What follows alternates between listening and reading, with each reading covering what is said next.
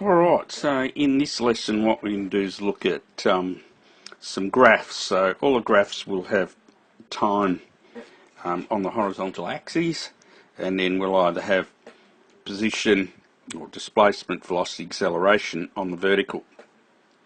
So this particular one's a position time graph, so there's the X there indicating to us that that's what it is. Okay, so it shows a person who walks 200 metres to the shop at a uniform rate in 50 seconds. So the uniform rate bit, that's indicated by the straight, let me just make that a bit finer, by the straight line.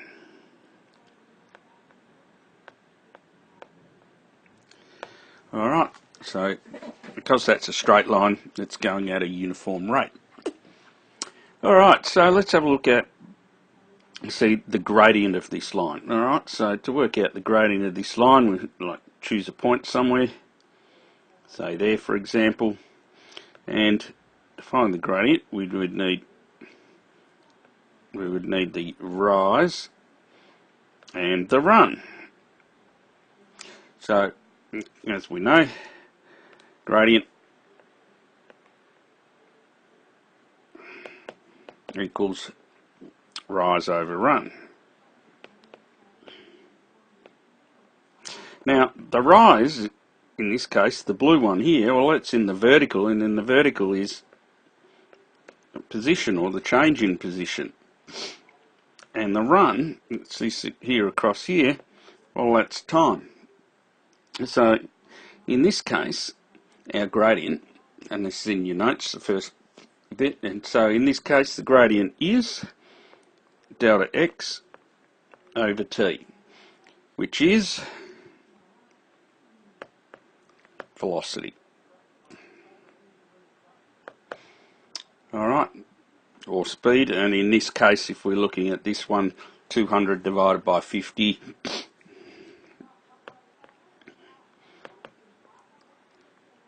that would be 4 meters per second. Alright, so the thing that we are looking at here that we need to, so thus the gradient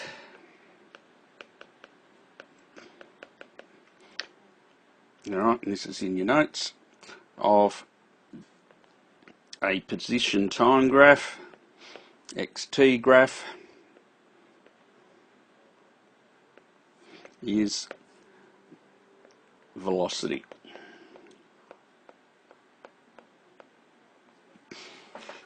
Alright, so that's the first thing about graphs. So for position time graphs, the gradient gives us the velocity, and of course if we want to know where it is at any particular time, so 20 seconds, we want to know where it is, you just go up and you go across and it looks like it's about 75, thereabouts, or a little bit more. Alright, so if you want to know where it is at any time, you just read it off and the gradient tells you the velocity. Alright, let's have a look at any. Alright, here's an example, it's in your notes. Car driven by a learner driver travels along a straight driveway and is initially heading north. Position of the car is shown in the graph. Alright, so as time goes by, wherever this person starts with, goes up to here, flat there, that would mean that they're stopped, gradient would be 0, then they come back, and then slow, looks like to a stop there. So, describe the general motion of the car. Well, I've kind of did that, and there's a number of different ways that you could do that, but here's just one. Alright, so this is one I prepared earlier. So something along the lines of the car travels north at constant velocity for 10 metres, stops for 2 seconds, it then reverses at constant velocity for 10 seconds back to its starting point, then slows to a stop over a 6-second period. The stop over 6-second period 5 metres south of its original position. So let's have a look and see. Whoops, that. Alright, so constant velocity till it's 10 metres, then it stopped for 2 seconds, then it comes back towards its starting position, so this is position from its starting position, and then it finally slows to a stop over 6 seconds. Alright, so anything along those lines would be fine. Alright, so here's some more some questions. So I'll have to flick back a couple of pages to get to them. So the displacement of the car during the first 10 seconds. So displacement is our change in our position. So it's our final position minus our initial position. So let's have a look. So our final position, it says over the first 10 seconds. So the first 10 seconds, that's where it is. And when we read that off the graph there, it's 5 metres. So that's its final position. Its initial position, of course, is here. So its final position was 5 minus 0, so it's 5 metres. And because its displacement needs a direction, and because that, let's go back here, and up here, it's at positive 5 metres, and remember, north is that positive direction, so it's 5 metres north. Alright, now the distance the car has travelled during the first 10 seconds. Alright, so that's actually how far it's travelled in its journey along the road, not just comparing start to finish. So if we go back here, so in its first 10 seconds, and I'll do that with green, so in its first 10 seconds it's travelled up to here, so that's 10 metres away. It's then stopped, and then it's travelled back here to there 5, so it's travelled out to 10, back to 5. So it's travelled 10 out plus the 5 back, so it's actually travelled 15 metres. Alright, and its distance, so it doesn't have a direction. Alright, so average velocity in the first 4 seconds. So velocity is the change in position with time. So the time, it says the first 4 seconds. So let's have a look at change in position. So in the first 4 seconds, it's getting all a bit messy there. Let me rub some of that out. There we go. Alright, the first 4 seconds, a bit more. So in the first, we start here, and then at time equals 4, we're here. So our change in position is that much there, 0 to 10, so 10 metres is our change in position. 10 over 4, which is 2.5 metres per second. And again, of course, that was in the positive direction, so that was in the northerly directions, and velocity has a direction, so it's north. Alright, so the average, this is the next one, same idea, so it's a change in the position over the time. T equals 6 to T equals 20, so that's a time of, I think, 14 seconds. So 20 minus 6. Alright, let's go back and see where the thing was. Alright, let's get rid of that, rub that out. So between T equals 6 and T equals 20. Alright, so 6 seconds, we're here. And at 20 seconds, we're here. So we've gone from 10 down to minus 5. So remember, it's our final minus our initial. So our final, negative 5 minus 10. So that's negative 15 on 14, which is negative 1.07 metres per second. and it's in the negative, so the negative, of course, would be the opposite to the positive, and if the positive was north, the negative would be south.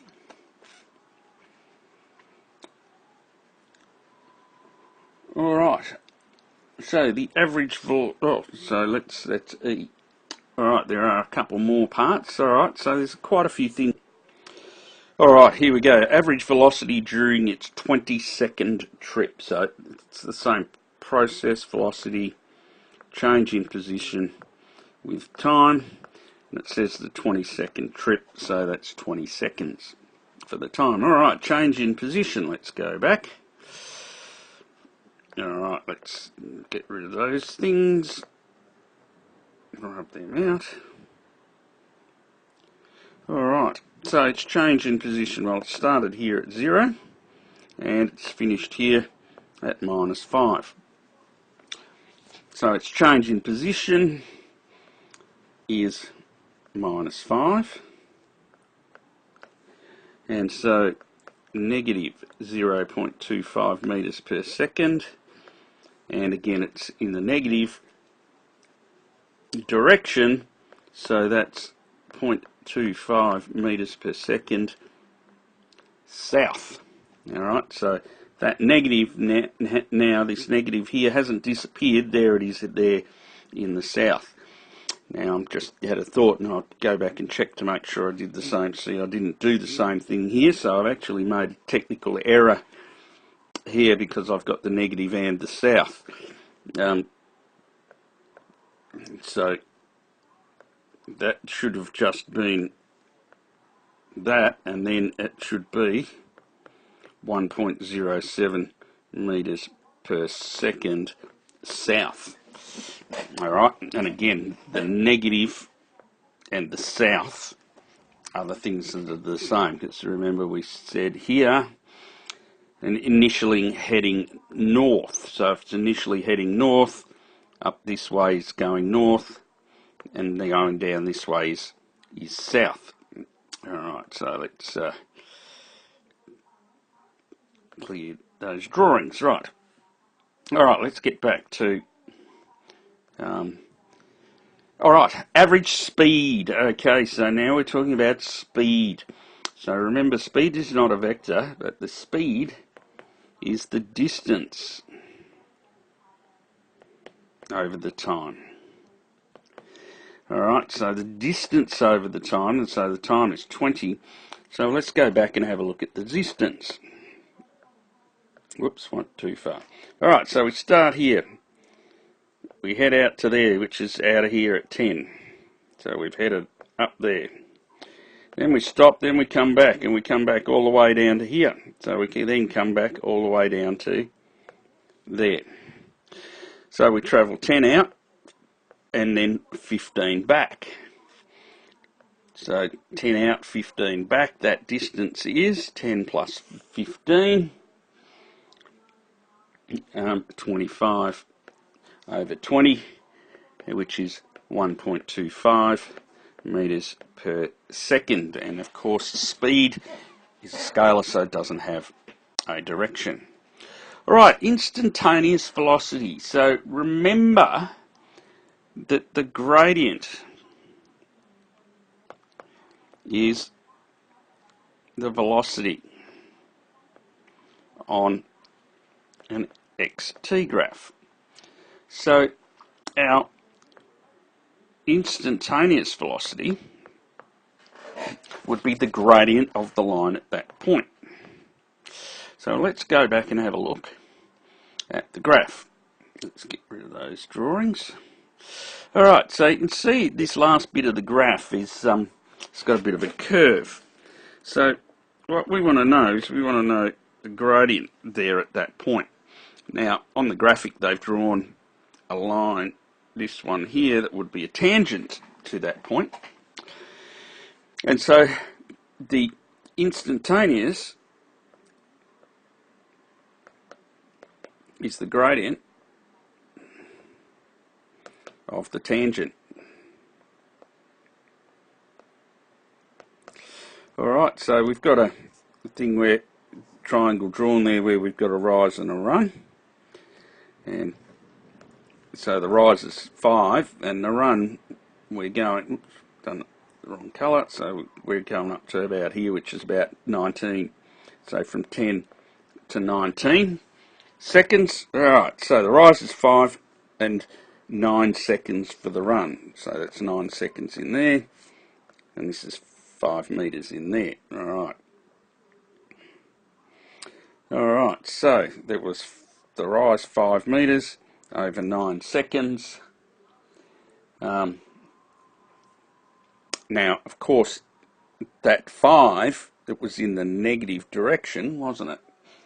So that's negative 0.6, not 656 metres per second. And of course that negative is the negative direction, which is south, metres per second south. Alright, so if you're not sure about stuff with that, make sure you stop as you go, ask me, and then we'll sort you out before we move on to the next graph, which is this one. Alright, so in this one we have a velocity time graph, and the units up here haven't come out very well. It's metres per second. Alright, so a velocity time graph. So let's have a look again. Let's look at the gradient. So if I've got a point somewhere, and let's go to the point here. And so we've got a rise, and we've got a run.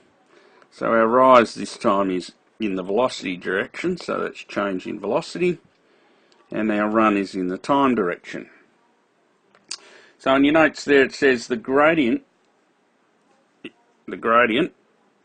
is rise over run, and which in this case is the change in velocity over time, which in this case is, well, all cases of change in velocity divided time is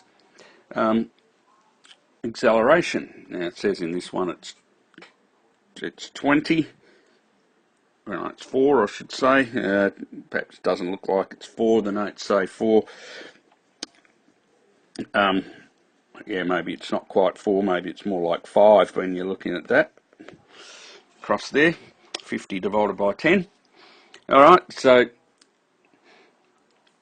the key thing here is that the gradient of a velocity time graph is acceleration.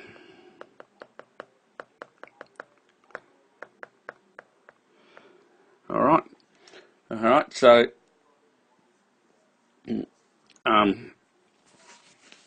different graph, velocity time graph, position time before, so the gradient represents a different thing. Alright, so that's what you need to get straight in your head. Depending on what sort of graph it is, the gradient represents something different. Alright, now we could also work out something else about that graph, and I want to leave that there in case I need to come back to it. Alright, there's that graph again. Alright, so in your notes there it says also we know that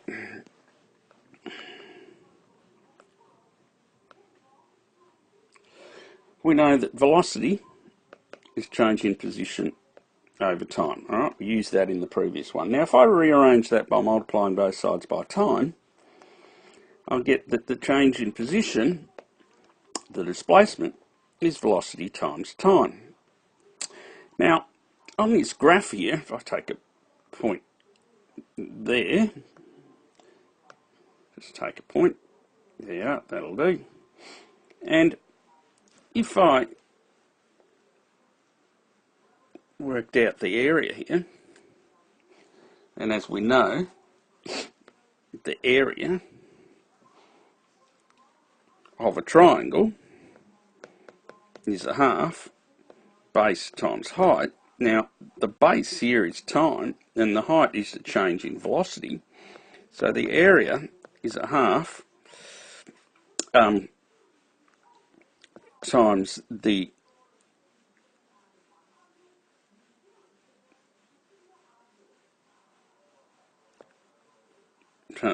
change in the velocity, times the time. I've put those things around the wrong way, sorry about that. So the base is time and the height is the change in velocity. So what we have here is time and velocity being multiplied by themselves. So the time times the velocity, which is this bit here, is related there to this area. Alright, so velocity times time is the area under the graph, it says in the notes, thus the area under, so right here, so the area under a velocity time graph is change in position or displacement. Alright, so let's have a look at an example.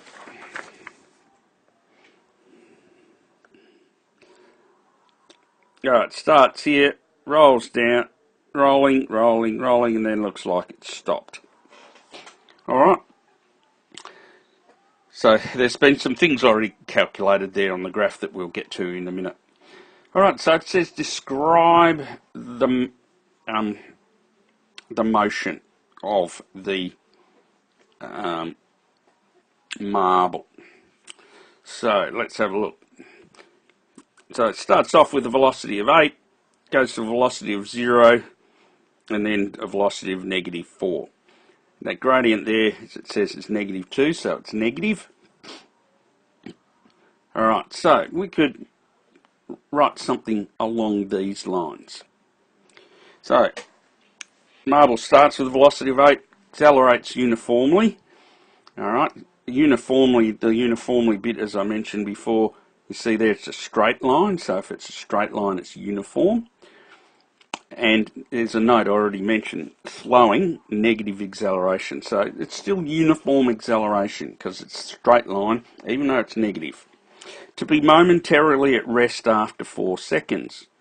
Alright, so 4 seconds, there is 4 seconds right there, and when you look at the velocity at 4 seconds, it's 0. So it's momentarily at rest.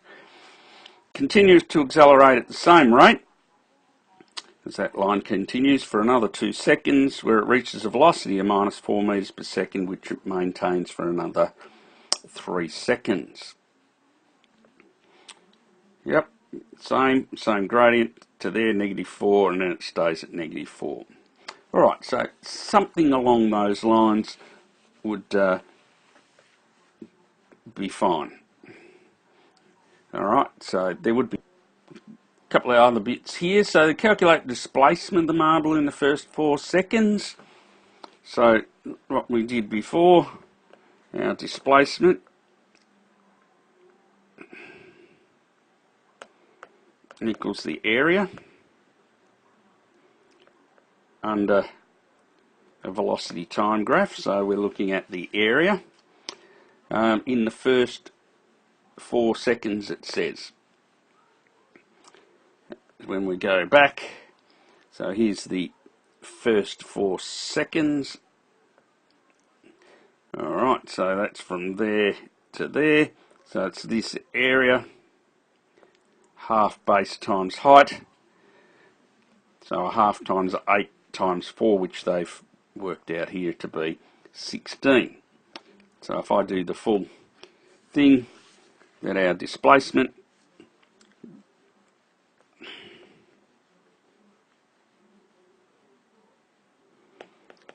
equals 8 times 4 over 2, which is 16 meters. Now, because that's above the axis, right up here, up in the positive, up there, then it's 16 meters in the positive direction.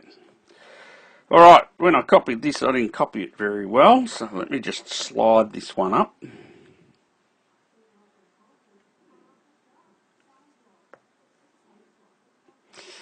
Righto, so I've just slid that one up. Determine the displacement for the 9 seconds shown.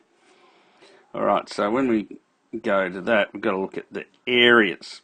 So the 9 seconds shown, so let's clear all those drawings. So the 9 seconds shown is this area here, and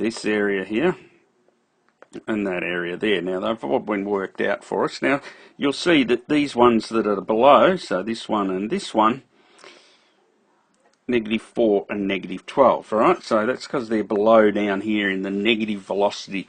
So what does that mean? Well, that means if this thing's travelled that way, then it's turned around and started coming back.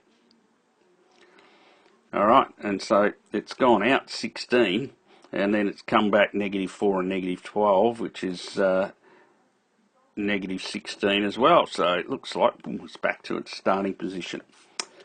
Alright, so determine its displacement. So its displacement would be all of those areas, assigned areas. So the displacement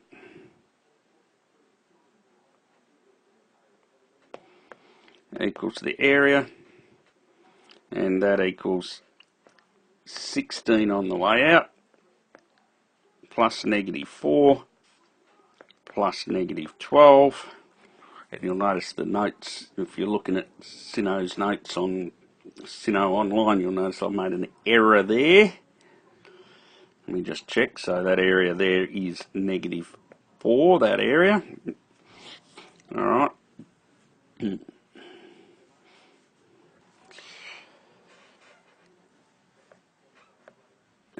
Not what it says in there, in the notes. So then that, of course, is 16. So I might get those notes sorted out. Oops, well no, I've just written the wrong thing there, of course, because that's not -16. It's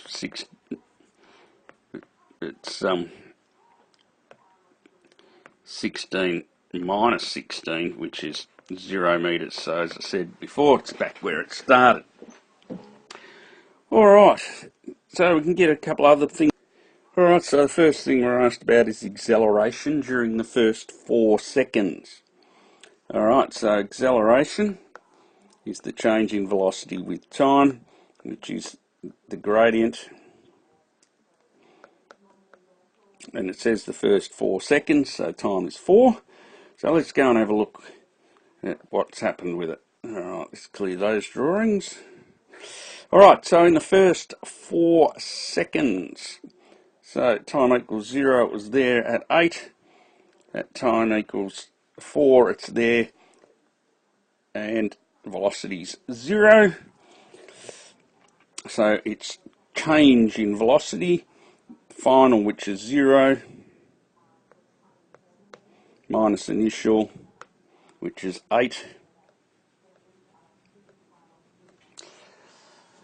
Alright, so 0 minus 8, which is equal to -8 over 4, which is -2 metres per second. Now in this case they don't define any directions as being north, south, east or west, so just positive and negative. Alright, the next one is acceleration. Again, it's a change in velocity over time, which again is our gradient. Now it's 4 to 6 seconds, so that's a 2-second period. So let's have a look and see what's happened with the velocity during that time. So from 4 to 6 seconds. So let's get those things in them. So here we're starting here. So there's our initial velocity, and we're down here at 6 seconds. We're down here, -4. So that's our final velocity. Alright, so final minus the initial, so -4 minus 0. Whoa, gone too far. -4 minus 0. And so that's -4 on 2, which again is -2 metres per second. Squareds, I forgot my squareds on my acceleration. Alright. Okay, so that's that.